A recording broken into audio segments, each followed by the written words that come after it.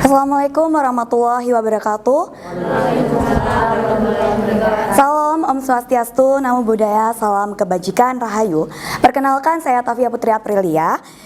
Sebelumnya, pernahkah kita membayangkan bahwa satu informasi saja bisa menyelamatkan nyawa seseorang? Bukan obat, bukan juga alat berat, tetapi informasi yang tepat, jelas, dan disampaikan dengan tepat waktu. Indonesia merupakan negara yang sangat akrab dengan bencana alam, seperti banjir, longsor, dan juga gempa bumi, bukanlah peristiwa yang asing bagi kita. Hampir setiap tahun, bahkan di setiap bulannya, bencana tersebut terjadi di berbagai daerah. Namun persoalannya bukan hanya seberapa besar bencana itu, melainkan bagaimana informasi tentang resiko bencana tersebut dikomunikasikan kepada masyarakat. Disinilah komunikasi resiko memegang peran penting. Komunikasi resiko merupakan penyampaian informasi yang bertujuan untuk masyarakat menyadari ancaman, memahami tingkat resiko, dan juga mengetahui tindakan apa yang harus dilakukan.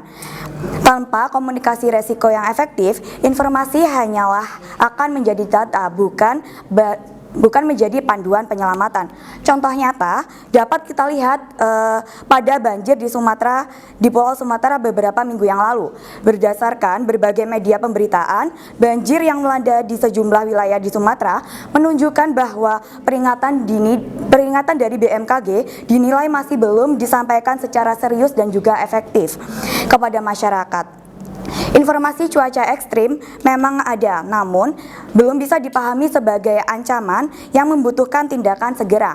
Nah, hal ini mengakibatkan banyak warga yang tidak melakukan evakuasi terlebih dahulu, dan hal ini berdampak pada meningkatnya jumlah korban dan juga pengungsi. Kemudian ada kerusakan pemukiman yang banyak serta terganggunya aktivitas sosial dan juga ekonomi masyarakat.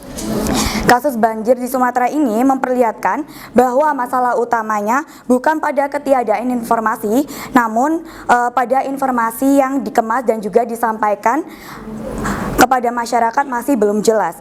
Masalah komunikasi resiko ini juga bukan hanya terjadi pada banjir saja, namun juga pada bencana longsor.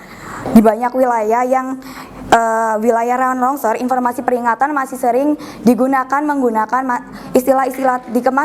istilah teknis yang membuat masyarakat itu masih bingung. Padahal tanda-tanda awal seperti keretakan tanah, pohon yang miring, atau suara gemuruh seharusnya bisa dikomunikasikan dengan bahasa yang lebih sederhana dan juga dekat dengan kehidupan sehari-hari. Ketika pesan yang tidak bisa dipahami, risiko cenderung diabaikan dan juga evakuasi seringkali terlambat. Sementara itu, dalam konteks gempa bumi, komunikasi risiko itu menjadi semakin krusial karena bencana ini tuh tanpa adanya peringatan yang panjang. Kita tentu masih mengingat tentang gempa bumi yang ada di Cianjur pada tahun 2022, yang dimana banyak korban jiwa itu berjatuhan akibat kepanikan dan juga minimnya pemahaman masyarakat mengenai langkah penyelamatan diri. Hal ini menunjukkan bahwa komunikasi resiko sebelum bencana melalui edukasi itu lebih penting dibandingkan komunikasi setelah bencana itu terjadi. Seluruh kondisi ini sejalan dengan SDGs nomor 11, yaitu Sustainable Cities and Communities, yang menekankan pentingnya membangun kota dan juga permukiman yang aman, tangguh, dan juga berkelanjutan. Ketangguhan ini bukan hanya bergantung pada infrastruktur fisik, namun juga tentang kesiapan masyarakat dan dalam memahami dan juga merespon resiko bencana. Komunikasi resiko yang efektif setidaknya memiliki 3 prinsip utama. Yang pertama adalah akurat dan juga dapat dipercaya. Kemudian yang kedua ada yang dipahami oleh semua lapisan masyarakat, dan yang terakhir disampaikan tepat waktu agar para masyarakat itu bisa memikirkan atau memiliki kesempatan untuk bertindak. Ketika komunikasi resiko itu berjalan dengan baik, informasi tidak hanya sekedar berita, namun juga berubah menjadi alat penyelamat.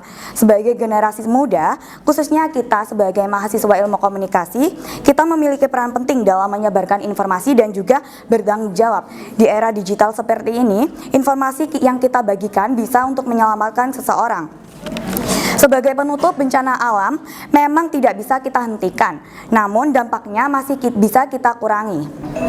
Karena pada akhirnya ketika bencana datang, informasi yang tepat bisa menjadi penyelamat. Terima kasih. Wassalamualaikum warahmatullahi wabarakatuh.